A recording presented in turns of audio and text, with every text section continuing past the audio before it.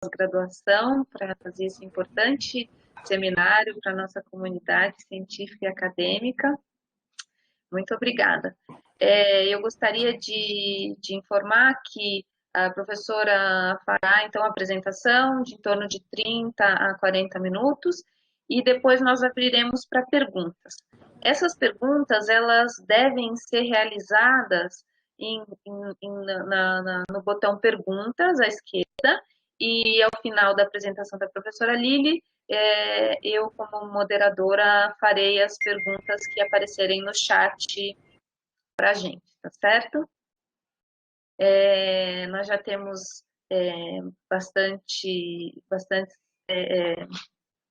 várias pessoas que já estão online nos assistindo, então eu vou fazer a apresentação da professora Lili, né? A professora Lili, ela é graduada em Medicina aqui pela Escola Paulista de Medicina, mestrado e doutorado também aqui na Escola Paulista.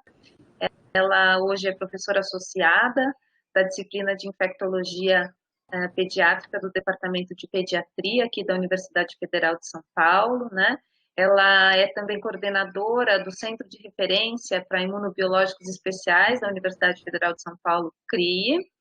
Ela também é membro da Comissão Permanente de Assessoramento em Imunizações da Secretaria do Estado de Saúde de São Paulo, membro do Comitê Técnico de Assessoramento em Imunizações do Ministério da Saúde. A professora Lili é responsável no Brasil por coordenar os estudos da nova vacina de Oxford, aqui no Brasil, e também foi indicada ao prêmio CBMM pelo brilhante trabalho que desenvolveu em 2020 na nossa universidade. Muito obrigada, professora Lili, por poder participar e apresentar seu brilhante trabalho para a gente. Sou Juliana, muitíssimo obrigada pelo convite, me sinto extremamente honrada de estar aqui falando para pesquisadores, né, desse estudo que está sendo conduzido aqui na Unifesp, com a participação da Unifesp de Corpo e Alma. Então, é realmente muito interessante a participação de toda a nossa comunidade, né, neste trabalho. Então, a minha proposta hoje é trazer alguma coisa de linhas gerais do desenvolvimento de vacinas em geral para o Covid-19 e detalhar um pouco mais, então, do estudo que está sendo conduzido aqui na Unifesp e nos outros centros do Brasil e os primeiros resultados desse estudo. Certo? Então, muito bom dia a todos e obrigado pela participação aqui da nossa comunidade. Em dezembro de 2019, então foi identificada uma pneumonia de causa desconhecida em Wuhan, na China, e isto foi em dezembro. Em janeiro de 2020, o vírus já estava identificado, seu genoma sequenciado, né? Foi depois decretado uma situação de emergência pública internacional e em março de 2020, decretado pela OMS como sendo uma pandemia atingindo todos os continentes.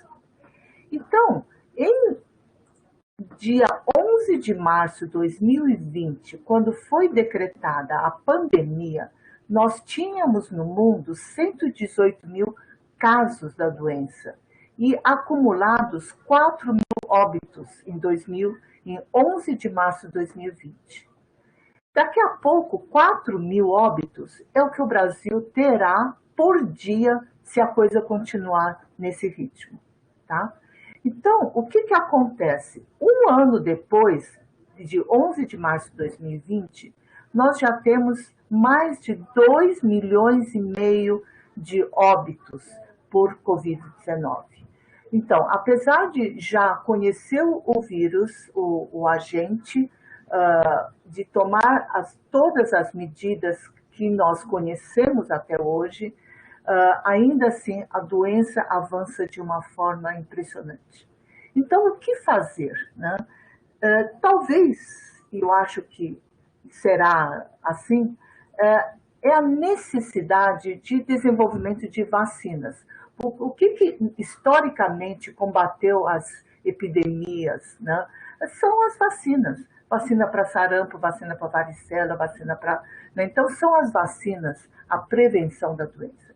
Então, no caso da Covid-19, existe a necessidade imensa de você desenvolver vacina, mas não apenas desenvolver uma vacina Covid, mas desenvolver uma vacina Covid na velocidade que a pandemia exige. Na velocidade que a pandemia exige.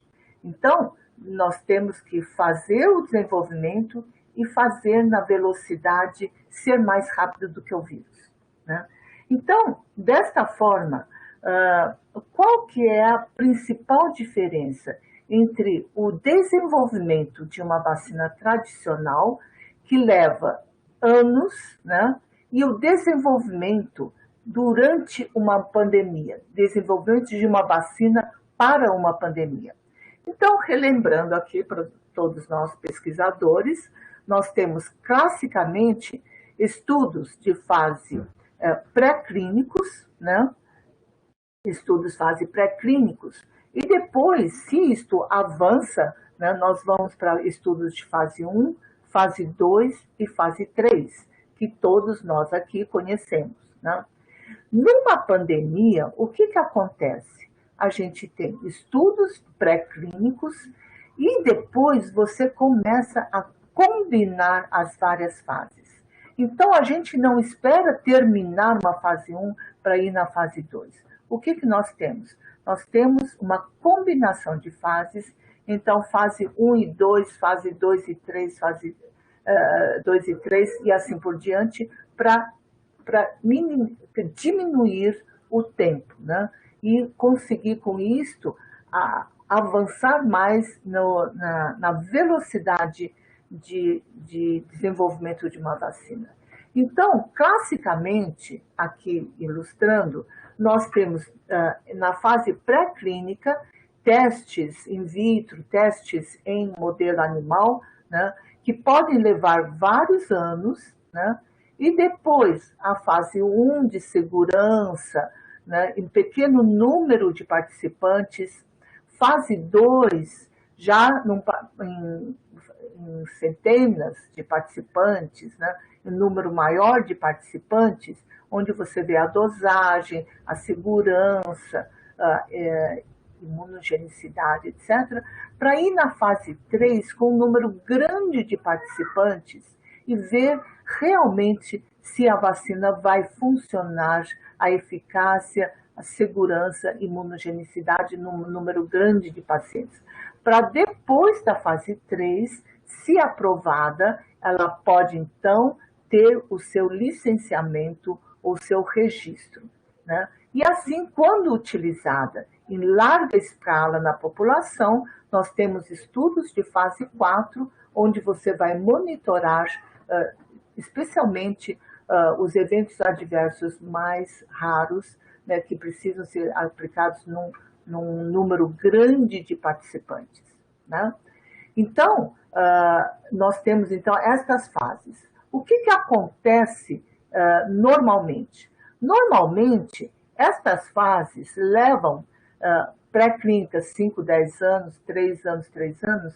Então, nós temos vacinas sendo desenvolvidas em 10 anos, em 15 anos, ou menos. O mais rápido foi em 5 anos, né, e pouco.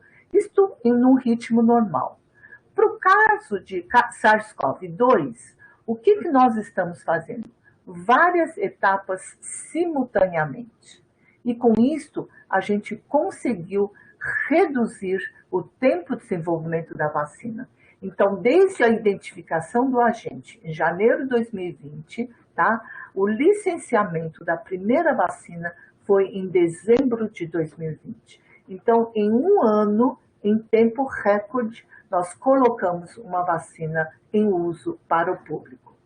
Tá? Então, a primeira pergunta assim, correu demais, pulou fases, né? A gente procurou não pular nenhuma fase, mas fazer tudo de uma forma combinada para que a velocidade do estudo fosse mais rápida, né?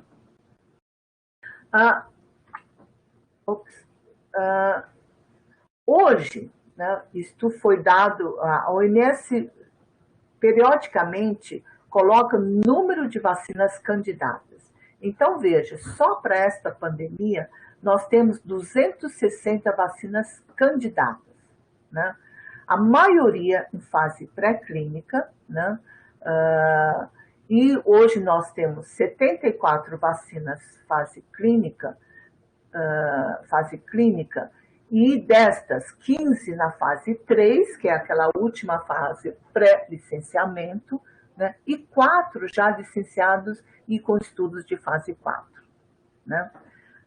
Hoje, Butantan está anunciando uma nova vacina que pretende sair da fase pré-clínica para aguardando aprovação para avançar para a fase clínica. Então, como são feitas estas vacinas para a Covid-19? Várias são as plataformas, isto é, como você vai produzir uma vacina baseado em quê? Né? Então, nós temos várias plataformas. Classicamente, todos nós sabemos que a gente tem vacinas de vírus vivos atenuados. Por exemplo, vacina de febre amarela, vacina de sarampo, etc. Você tem um vírus, né, atenua para ela continuar com o seu poder imunogênico, mas não o poder patogênico. Então, ele é um vírus atenuado. No caso de Covid, existem pouquíssimos estudos com vírus vivo atenuado, porque nós estamos lidando com um vírus novo, né? E cuja atenuação a gente não vai conhecer exatamente assim, qual o grau de atenuação que você precisa para, né, injetar, para aplicar no organismo. Existe a questão da biossegurança de você lidar com um vírus vivo desta forma. Então, na plataforma de vírus vivos atenuados, nós temos alguns em desenvolvimento, mas são poucos e nenhum ainda em fases clínicas. Então, quais são os principais que nós temos hoje de vacinas desenvolvidas e que já estão na fase final, fase 3, né? Então, vírus inativado, nós temos o da Sinovac, que é do Instituto Butantan, Sinovac, Sinopharma também da China, tá? Algumas vacinas com a plataforma de vacina subunitária. Subunitária você pega pedaços do vírus, né? Como é o caso da vacina de influenza, etc. Nós então temos a Novavax, né? E agora, para vacinas Covid, várias plataformas utilizando um vetor viral, né? O que é um vetor viral? O vetor viral, você utiliza um vírus, um outro vírus, que vai servir de vetor. Ele vai levar aquele antígeno que você quer, né?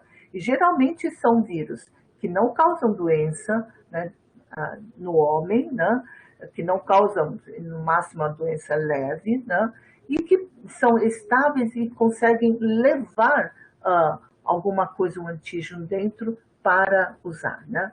Então, dentro de plataformas vetor viral, e quase todas não replicantes, isto é, não multiplicam, eles funcionam quase como um vírus inativado, porque eles não se multiplicam, não disseminam para nenhum outro órgão, né? Temos a vacina de Oxford, a CanSino chinesa, a Gamaleya, a vacina russa, tá?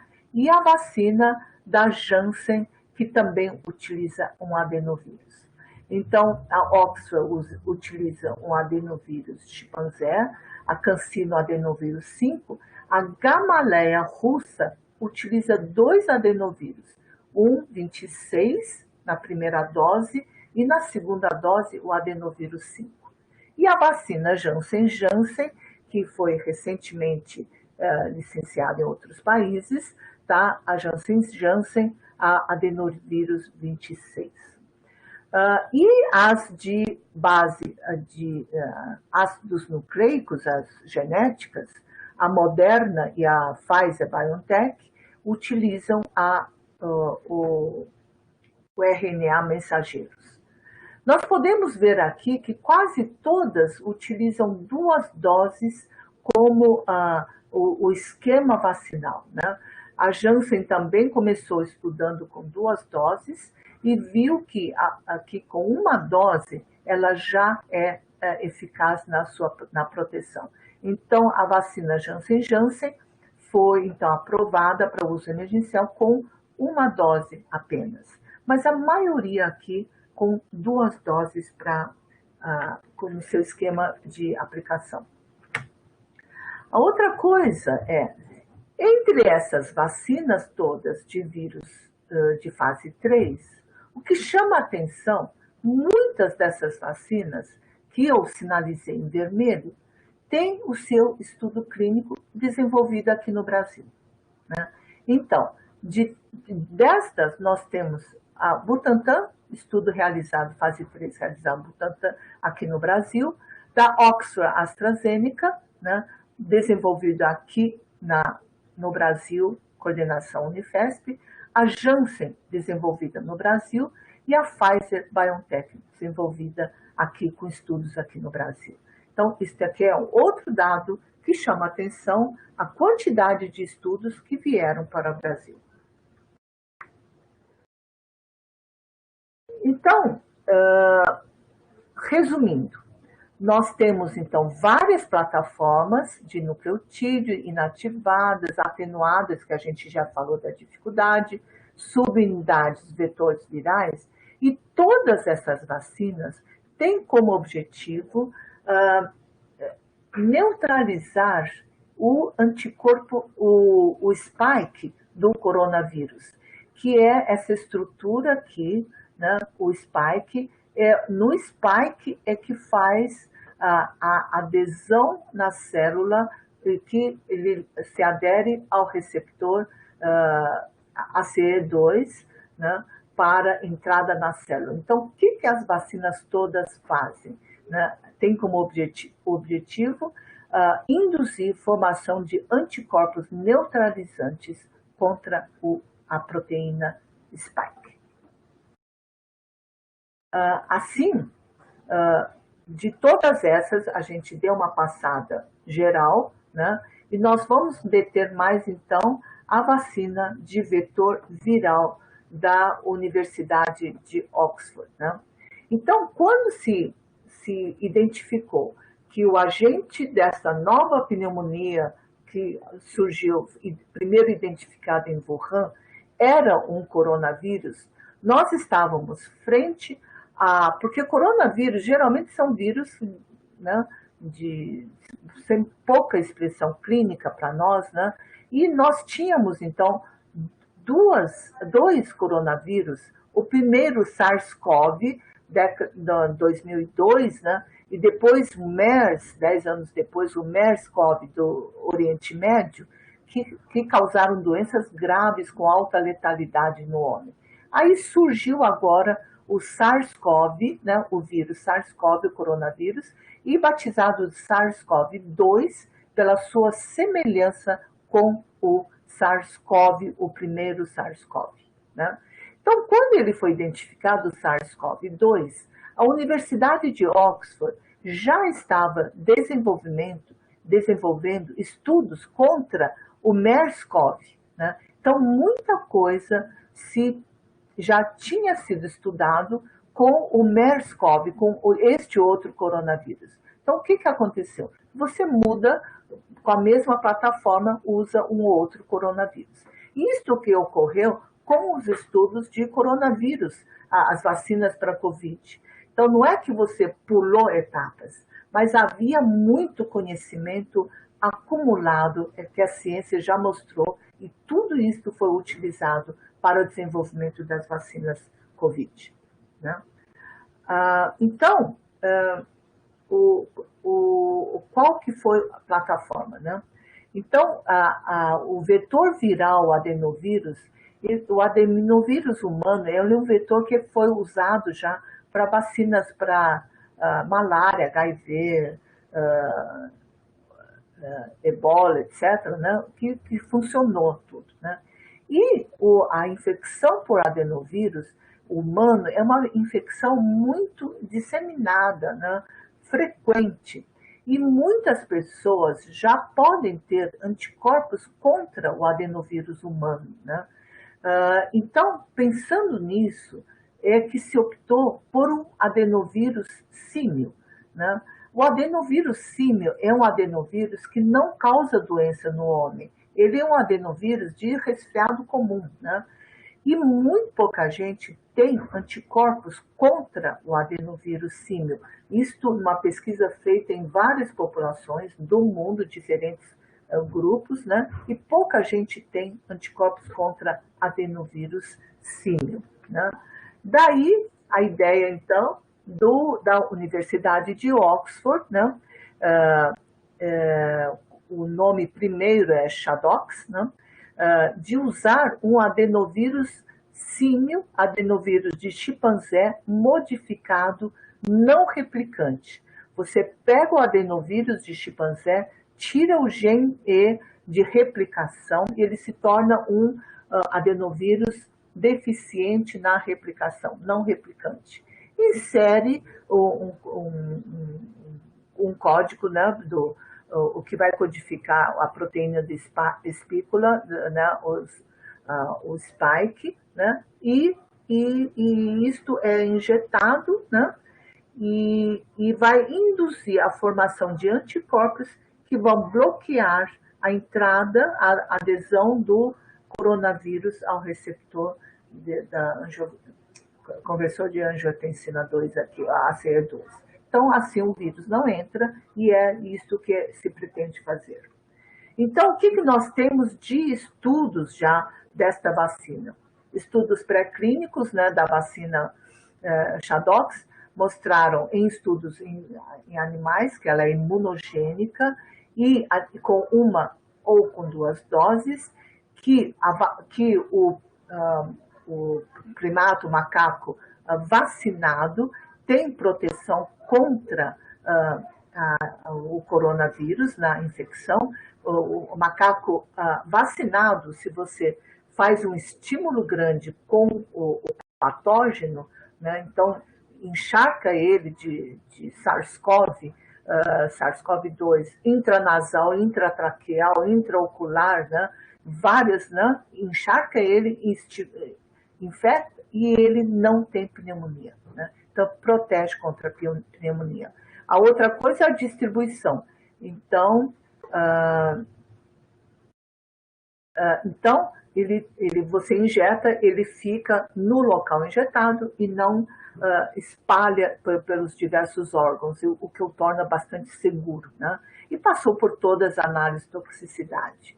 Assim, os estudos clínicos, fase 1, começaram via 23 de abril no Reino Unido, né?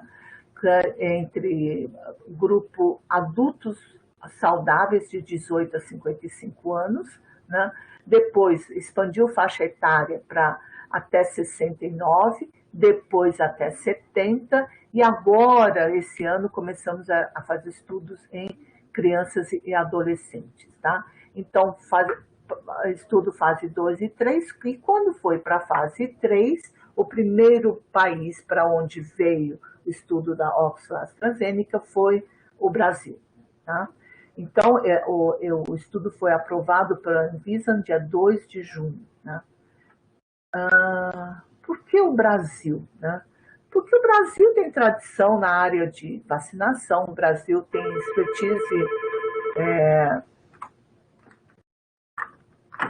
expertise na área de vacinação, excelente programa nacional, centros bons, né? Só um minutinho. E centros de tal, mas principalmente porque o Brasil estava numa curva ascendente de infecção por coronavírus. Tá? Então, quando o estudo veio para nós em maio junho, nós estávamos curva ascendente e que não parou mais, né? Então, talvez por isso também que vários estudos vieram aqui para o Brasil. Bom,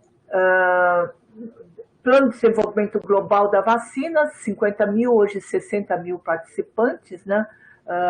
Brasil, África do Sul, Estados Unidos tem um número grande de participantes, né? Então, detalhando aqui no Brasil, nós começamos com menos, né? 2 mil, depois 5 mil, terminamos com mais de 10 mil participantes, né? Unifesp sempre coordenador e depois vários, somos 6 centros no total. Os estudos começaram em junho de 2020 e estamos ainda em andamento. É um estudo que começou com adultos de 18 a 55 anos de idade, né? E com alta exposição, então muitos profissionais da área de saúde, depois estendemos até 69 e depois acima de 70 anos, né? E ele é um estudo randomizado 1 para 1, um grupo recebe a vacina do estudo para a Covid e o outro a vacina controle meningo ACWY, né? Começamos com uma dose. Hoje, sabendo dos resultados, passamos para 2 doses, tá? E o objetivo primário é avaliar a eficácia contra a doença COVID sintomática confirmada por PCR. Tá? Os primeiros estudos, então, estudos de fase 1 e fase 2, mostraram o quê? Então, eu trouxe todos os estudos publicados para não, assim, notícia, press release, não, está tudo já revisado, controlado. Então, o que os fase 1 e 2 mostrou? Que existe, em termos de reatogenicidade, ela é maior na primeira dose do que na segunda, tá? O amarelo é leve, o rosinha é moderado, então a maioria leve e moderada, mais na primeira dose do que na segunda, tanto para local como sistêmica. E em resposta imune, logo na fase 1 e 2 se viu que com uma dose você tem títulos altos de IgG anti-spike, tá? Mas se der um booster, esses títulos aumentam muito mais, né? Isto fez e estimulou muito bem a imunidade celular. Então, isto fez com que a gente modificasse o protocolo e fizesse a introdução de uma segunda dose. A outra publicação foi em seguida, em novembro do ano passado, foi sobre a segurança e imunogenicidade agora em várias faixas etárias, em adultos mais jovens e em idosos também, né? Então, o que a gente viu? Que dividindo agora em várias faixas etárias, nós vamos ver que os eventos adversos, a reação à vacina, ela é maior em pessoas mais jovens e vai diminuindo com o avançar da idade. Isso é uma coisa muito interessante, né? E vai diminuindo de acordo com a idade. Você vê assim nitidamente como a reação à vacina diminui. E o que se viu em matéria de imunogenicidade, agora dividido, cada faixa etária, 18 a 55 anos uma cor, até 69 outra cor, e o laranja acima de 70 anos. Nós vamos ver que a resposta nas diversas faixas etárias, mais ou menos, a curva se sobrepõe, né? Então, todas as idades respondem muito bem. Principalmente, se você distancia um pouco aqui, depois da dose booster, ele junta todo mundo e todos respondem muito bem. A resposta imune é igual em todas as faixas etárias. Tanto resposta imune humoral, como a resposta imune celular. E os títulos neutralizantes funcionam muito bem. Então, foi uma imunogenicidade muito boa em todas as faixas etárias, principalmente após o booster. Assim, a primeira análise de eficácia da vacina, ela saiu online Lancet no 8 de dezembro, mostrando o quê? Agora, né, com resultados aqui nossos, do Brasil e do Reino Unido juntos. Então, a contribuição dos estudos brasileiros foi muito grande na análise da imunogenicidade e da eficácia da vacina. Então, aqui a gente tem o que esse estudo, ele foi a apresentação confusa, foi um pouco confusa, porque foi um estudo combinado de 4 estudos da vacina ao longo desse tempo, né? E o que a gente viu? Então, as várias faixas etárias, né? E nós vimos aqui que a faixa etária maior era um pouco representada aqui, porque entrou mais tarde, né? E com 131 casos identificados PCR positivo, nós obtivemos, no geral, 70% de eficácia, mas, dependendo do grupo de estudo, com low dose, standard dose, variou de 90% até 62%. Então, já começa a chamar a atenção, né? Como é que isto ocorreu? Por que você tem uma vacina com estas eficácias diferentes, né? Então, isto exigiu outras análises.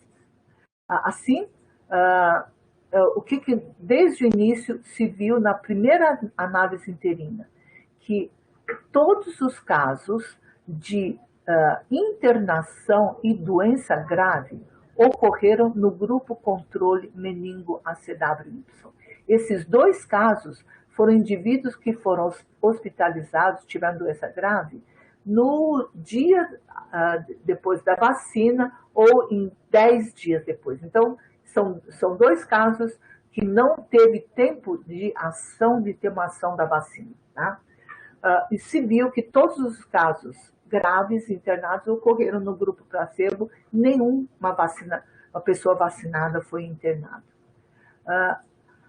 Então, uma vacina segura e eficaz, nenhum caso de internação, tá?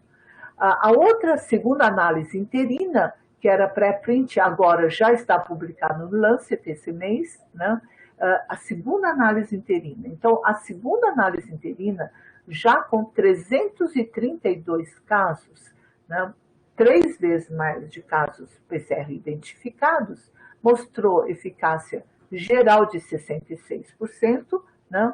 Mas esse estudo, na segunda análise interina, mostrou que, continuando 3 vezes mais de casos, continua a mesma coisa. Nenhuma pessoa vacinada foi internada. Todos os casos de hospitalização foram no grupo vacina controle, né? A outra coisa que chamou muita atenção é a eficácia de uma única dose. Se eu der uma única dose, a gente vai ver por aqui que a proteção começa 21 dias após da primeira dose e ela persiste até 90 dias, com eficácia de 76%. Isso é importantíssimo. Quer dizer, se eu der uma dose da vacina, por 3 meses ele vai ter eficácia de 76% de proteção. Além disso, se eu agora, estudando o intervalo entre doses, para explicar aquela primeira análise interina com resultados divergentes, nós vamos ver que isto foi mais devido ao intervalo que a vacina foi aplicada. Então, se eu começar a aumentar o intervalo, a gente vai ver que com intervalo de 12 semanas, ele chega a 82% de eficácia. Isto foi a base da estratégia do Programa Nacional de Imunizações, né? Então, hoje, como que a vacina AstraZeneca está sendo utilizada no Programa Nacional de Imunizações? Qual que é a estratégia? nós imunizamos o maior número possível de pessoas, damos a primeira dose para o maior número possível de pessoas e a segunda dose entra com 3 meses de intervalo. Por quê? Porque eu tenho dados que mostram que com uma dose tem 76% de proteção e que esta proteção persiste por 3 meses.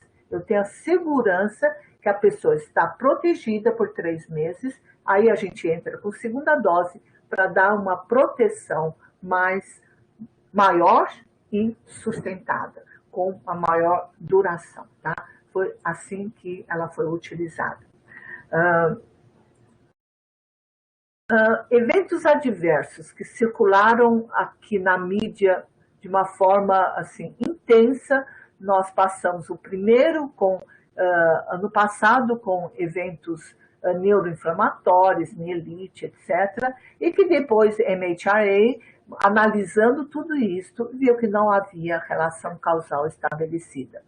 Todo evento adverso, toda análise é seguida por um grupo, por DSMB. Então, a primeira coisa que faz, analisa, se não for nada, volta. Então, esse é o cuidado adicional, para e analisa, né? Então, foi feito, a primeiro mostrou que não havia, e agora, com essa história de eventos tromboembólicos, né? A Europa suspendeu, vários países europeus suspenderam, e agora, com a análise do EMA e da Organização Mundial, mostrando não haver ligação entre esses eventos tromboembólicos, os países retomaram, então, voltaram atrás e retomaram a vacinação, tá? Analisando os nossos estudos, né, com todos 60 mil, então não houve diferença entre o grupo que tomou a vacina e o grupo controle. Aliás, um pouco mais ainda de eventos tromboembólicos no grupo controle. Então, isto é o que ocorre na população geral. Então, quanto a isso, ficamos tranquilos. Qual a importância de trazer um estudo, né? Você fazendo estudo com a rapidez do que a epidemia exige. Então, um ano depois, em 30 de dezembro, o Reino Unido aprovou, então, a vacina para uso emergencial. A Anvisa aprovou para uso emergencial no dia 17 de janeiro. E depois da aprovação da Anvisa para o uso emergencial, nós fizemos a quebra do cegamento de todos os participantes. Então, nesta fase agora, estamos vacinando todos. Já quase todos completaram a primeira dose e agora estamos indo para a segunda dose. Foi aprovado na Alemanha, EMA, WHO também, né? E agora o registro definitivo pela Anvisa, este mês, dia 12 de março, né? Então, eu acho que é toda a sequência que vai do estudo até o registro da vacina. Como é que é, então, são dados de estudos clínicos e na vida real, o que a gente já começa a ver, né? Então, esse aqui são dados da Escócia, Scotland, né, em 5 milhões de pessoas, mais ou menos, onde se usou esse laranja aqui, é a vacina AstraZeneca em pessoas de idade avançada, né? Então, você vê a grande utilização em pessoas idosas, acima de 70 anos, 80 anos, e nós vimos na vida real, depois que você introduz, uma eficácia do Chadox de 94% na redução das internações. É uma coisa fantástica, né? Então, isso na vida real. Agora, como é que está sendo agora a aprovação, né? Então, a vacina é aprovada para uso acima de 18 anos, 2 doses, de 4 a 12 semanas. A OMS recomenda que seja melhor ainda se for a partir da 8ª semana. Não temos ainda estudo de intercambiabilidade entre vacinas. Então, o indivíduo toma a Oxford, a segunda dose, primeiro a Oxford, depois toma a Coronavac, ou vice-versa, tá? A gente não tem estudos, recomenda assim, começou com um, termina com este, tá? Existem estudos em andamento para você ter, começa com uma vacina ou outra, né? De você ter vacinas diferentes, de boosters diferentes, né? Mas não temos dados ainda. Então, por enquanto, tomou uma vacina, continua com a mesma vacina. Com a administração, agora, mês que vem, entra a campanha da gripe, pode dar junto? Né? Não. Por enquanto, espera 14 dias. A gente não tem estudos de co-administração de vacina Covid com uma outra. Tá? Alguns estudos já em pessoas com obesidade, doença cardiovascular, sim, então pode ser dada. HIV pôs um sim entre parênteses, porque tem dados em estudos em andamento, né, estudo em andamento, mas como ele é um vírus não replicante, analisa o risco, etc., e pode ser aplicado se estiver em risco. E assim com outras doenças. Gestante é uma coisa assim, uma pergunta constante. Eu posso dar vacina em grávidas ou não? Ele é uma vacina de vírus não replicante, tá? Então, deve ser segura também em grávidas. Não temos, entretanto, estudos. Então, uma recomendação oficial não se pode dar, mas analisar o risco e o benefício. Se eu tiver uma médica grávida trabalhando na linha de frente, eu acho que o risco é muito grande e nós vamos dar a vacina, tá? Quanto à lactante, posso amamentar? Aí sim, não tem estudos em lactantes, não se identificou passagem do vírus pelo leite, mas pelo grande benefício do aleitamento materno. Então, as sociedades científicas, então, assim como a OMS, recomendam o uso em lactantes. Eu acho que são estas as principais. Sim, pouca coisa acerca das variantes, né? Variante para a nossa vacina Oxford, para a variante do Reino Unido, então já foi testada, existe uma pequena perda de anticorpos neutralizantes, mas a gente pode considerar que é conservada, a efetividade é semelhante. Então, para a variante África do Sul, perde bastante, tá? E para a brasileira, os primeiros estudos mostraram também um comportamento semelhante com a cepa do Reino Unido. Então, a recomendação, né, da OMS, que saiu agora, é usar a vacina Oxford, mesmo em países com variantes. Mas a gente está muito de olho em tudo isso e no protocolo passamos também a fazer sequenciamento em todos os casos PCRs suaves positivos. Tá? Eu acho que é isso que eu tinha a trazer para hoje e muitíssimo obrigada pela atenção.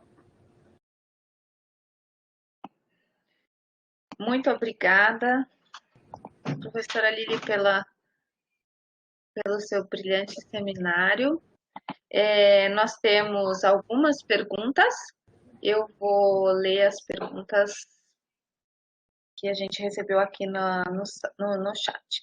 A primeira pergunta que nós temos é do Dr. Ademir Regatieri. Vacinas com plataformas semelhantes poderiam, como no direito, tendo uma jurisprudência, ter sua fase pré-clínica diminuída? Não, eu acho que, assim, outras plataformas, no caso, nós utilizamos a plataforma com o adenovírus chimpanzé, com replicação deficiente, etc. Aí a gente usou, né, e testou em poucos, né, e mostrou que o comportamento era muito bom. Né? Eu não sei se eu posso estender isso para outras vacinas. É que eu entendi a pergunta. Sim. A outra pergunta da Valéria Pinheiro pergunta qual a plataforma da Butanvac? Eu não sei, a Butanvac está sendo lançada hoje, né? Está lançada hoje a Butanvac, eu não sei, eu sei que ela é cultivo em ovo, né? Então, eu ouvi o Dimas Covas falar em usar ovo para cultivo em ovo, mas não conheço, eu não sei se alguém tem algum dado sobre a plataforma da Butanvac. Não conheço, tá? Obrigada, professor. Vamos para a próxima pergunta. Quando começará a pesquisa em menores de 18 anos aqui no Brasil? Do José Ricardo Gurgel Testa. Testa. Os estudos da vacina em adolescentes já começaram no Reino Unido este ano, tá?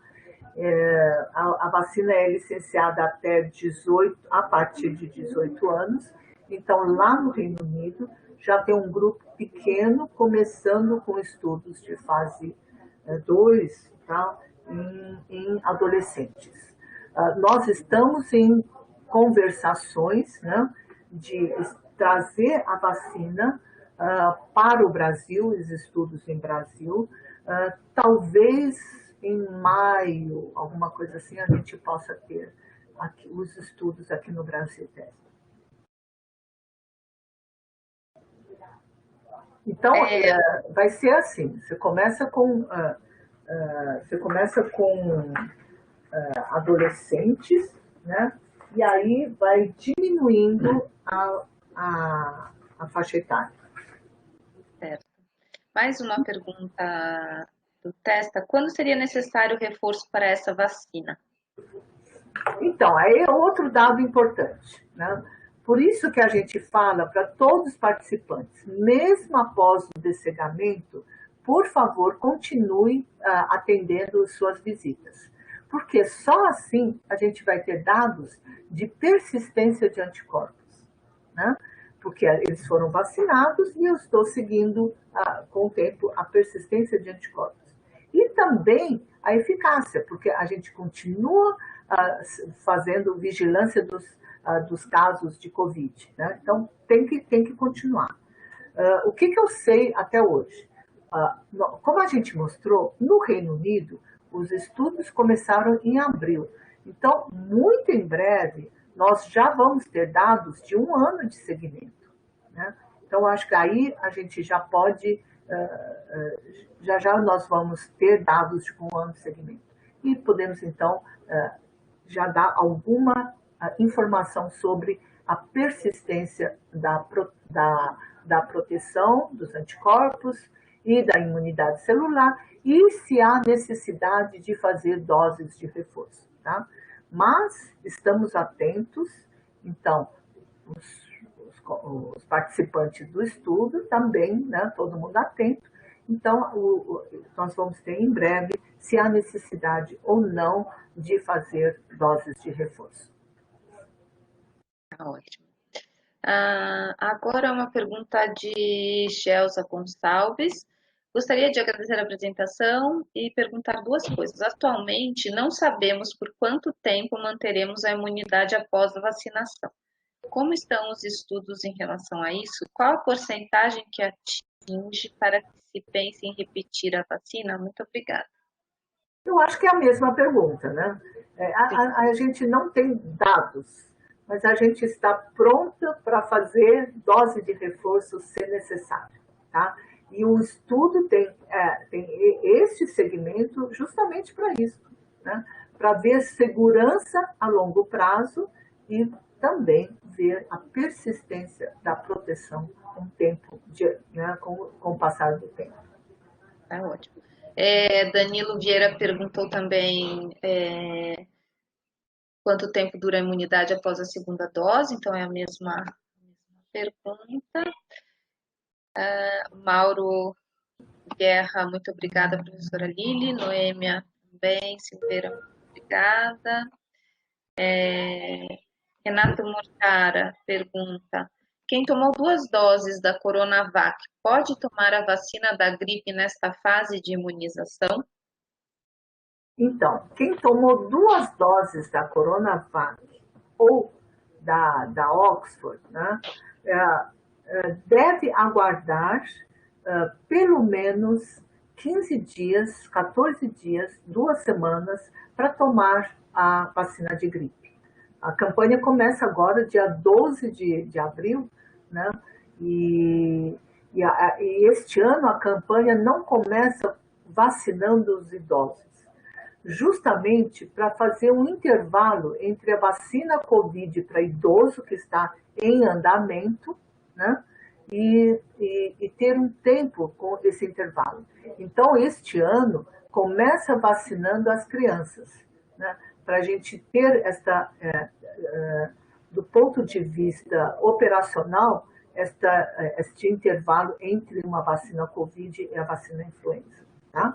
Então, neste primeiro momento, como a gente ainda não sabe da co-administração de vacinas, ainda não se pode dar as duas ao mesmo tempo. Melhor aguardar 2 semanas. Tá ótimo. Daniela Carvalho Monteiro parabeniza, maravilhoso webinário, parabéns pelo trabalho. A Valéria Pinheiro agradece a resposta. Nicole Lozano pergunta: existe algum estudo sobre caso a pessoa tome a vacina e se contamine com uma variante diferente e qual a vacina que pode ter ação sobre a variante, se ela acaba tendo efeitos mais ou menos intensos por causa da pré-imunização? Então, a vacinação em pessoas que tiveram Covid, né? Então, este caso é uma pessoa que tomou vacina e teve Covid? Ou não? Ou tanto faz. Então, se eu tiver uma pessoa que teve Covid, eu quero saber se eu posso dar vacina ou não, né? Então, a gente recomenda que pessoas que tiveram Covid previamente infectadas também tomem a vacina. Nós não sabemos qual é o tempo de duração da proteção naturalmente adquirida, a imunidade naturalmente adquirida. Então, a pessoa que foi infectada, teve a doença, nunca mais vai ter, por quanto tempo esta proteção continua, tá? Então, nós recomendamos um intervalo de pelo menos 1 mês entre a doença e a vacinação. Então, vacinar quem teve infecção, sim. Qual o intervalo mínimo? 1 mês, tá? Como a reinfecção não é assim tão frequente, então esse 1 mês mínimo, ele pode ser esticado mais. Então, você pode dar com 3 meses, com 6 meses a vacina. Não tem essa urgência em dar, mas pelo menos aguardar 1 mês entre a infecção natural e a vacinação. Ótimo. Uma pergunta de Jaques: tem estudos de atualização da plataforma da vacina de Oxford com novas variantes? Eu acho que o Oxford está preparado para novas variantes, né? Então, o que nós fazemos? Nós estamos seguindo as variantes, né? Fazendo estudos. Aqui no Brasil, essa variante de Manaus, ela foi enviada para Oxford, né? E foi feito um estudo da ação da vacina sobre a P1. Isto já tem a pré-print já, né? Então o artigo já pronto, né? E estamos fazendo isso. E por enquanto mostrou que ela protege bem. Mas se não proteger, já tem, assim, acho que estamos prontos para fazer uma outra vacina se necessário. Obrigada. Renato Murtar agradece, obrigado. Danilo Vieira pergunta: na sua opinião, quantos milhões de pessoas vacinadas por dia seria o ideal? Eu só sei que estamos muito devagar, né? O Brasil tem capacidade de vacinar bem mais do que isso, né? Eu soube agora que com mais vacinas nós atingimos 800 mil recordes, né? Mas a gente pode muito mais do que isso. Então, o Programa Nacional tem expertise nisso, vacina, faz campanha de vacinação de todo jeito, com população diversa, com idoso, com jovem, com adulto jovem, que é uma população difícil de se pegar, né? Então a gente vai atrás e tal. Então, o máximo possível. Eu acho que cifras de 1 milhão, 2 milhões por dia seria ótimo. A gente precisa vacinar logo. Ótimo. Mais uma pergunta de Jair Ribeiro Chagas. A vacina confere proteção IgA também? Isso foi estudado? A produção de IgA com a vacina, professor Jair, eu acho que não, né? Não conheço se nós fizemos isto ou não. Acho que não, né? Acho que não, Jair, para IgA. Acho que não.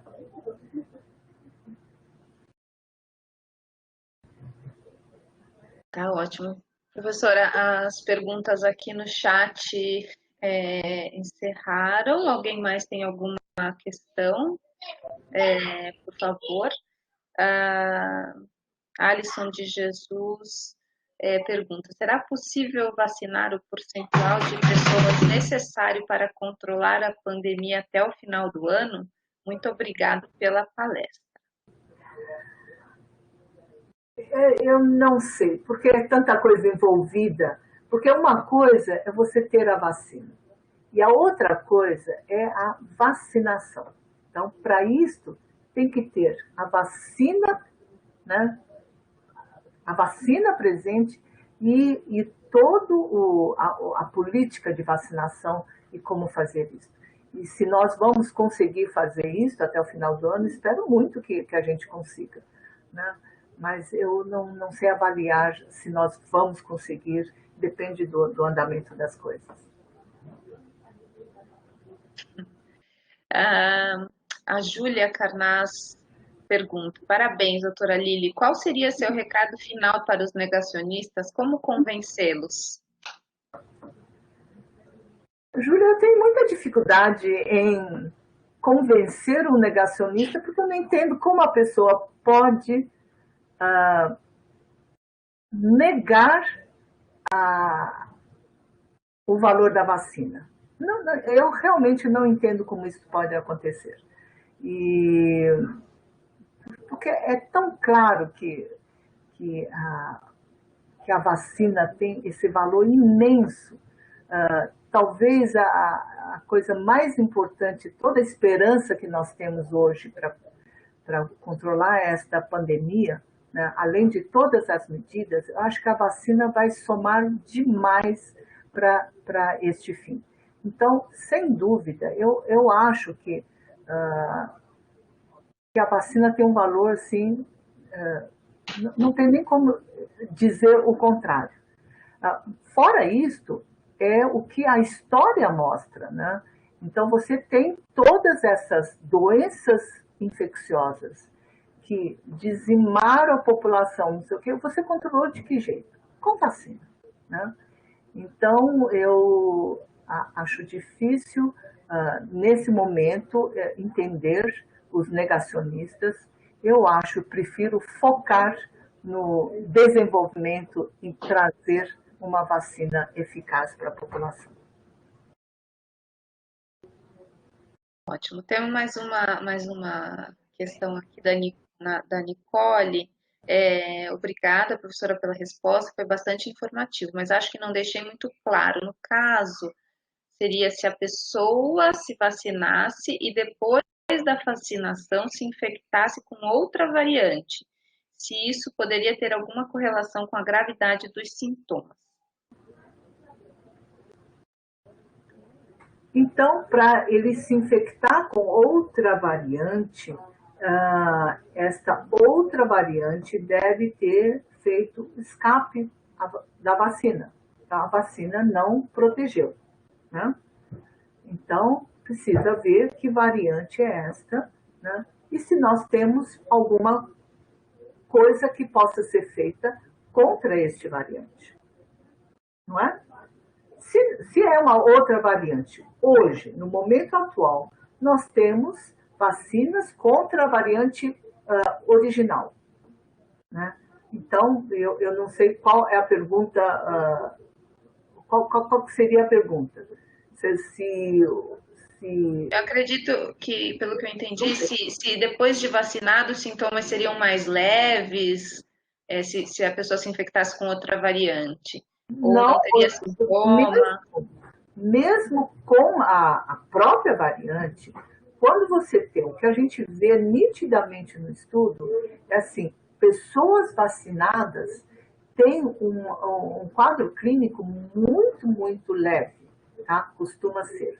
Tanto é que nós não tivemos nenhum caso grave, nenhuma internação depois da vacina. E as que tiveram escape, né, tiveram um quadro clínico muito leve.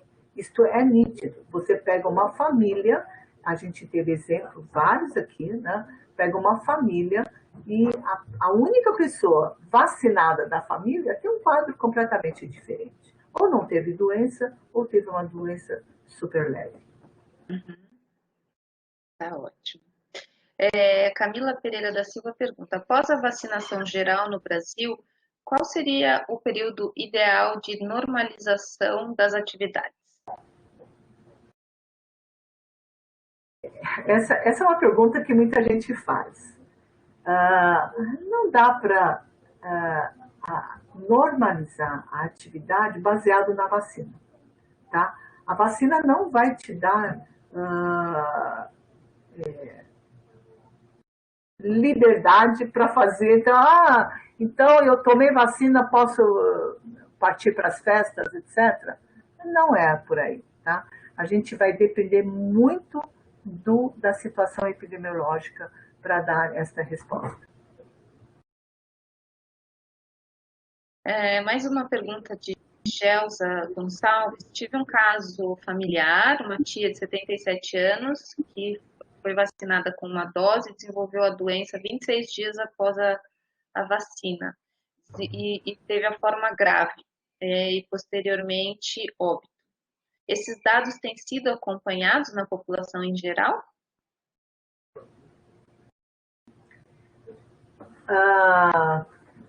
É uma doença de notificação compulsória, tá? Deve estar sendo acompanhado. Não faz parte do estudo nosso aqui, mas a notificação é compulsória, deve estar sendo acompanhado em todos esses casos, sim. Professora Lili, essa é uma pergunta minha.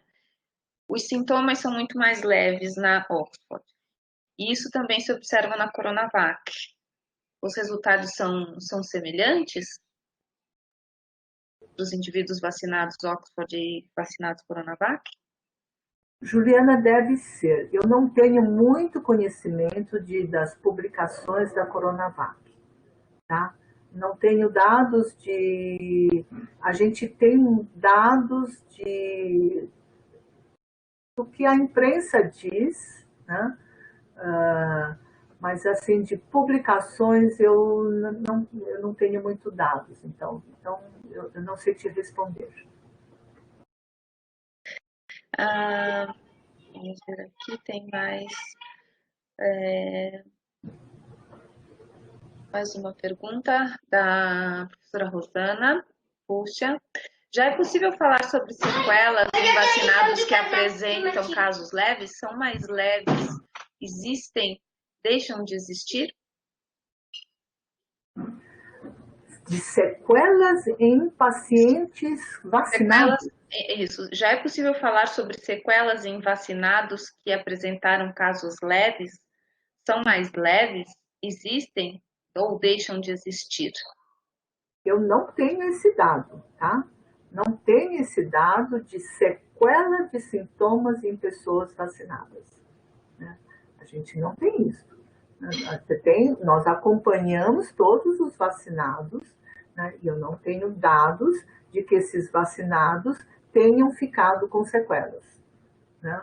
Então, não tenho esse dado.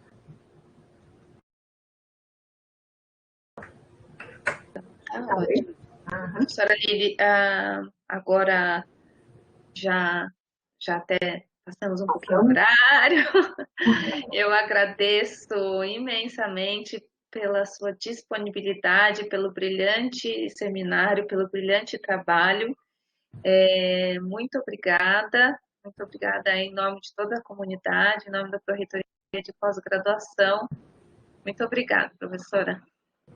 Juliana, foi um prazer estar aqui com todos, né, aqui da Unifesp, e estou à disposição. Muito obrigada por tudo. Muito obrigada.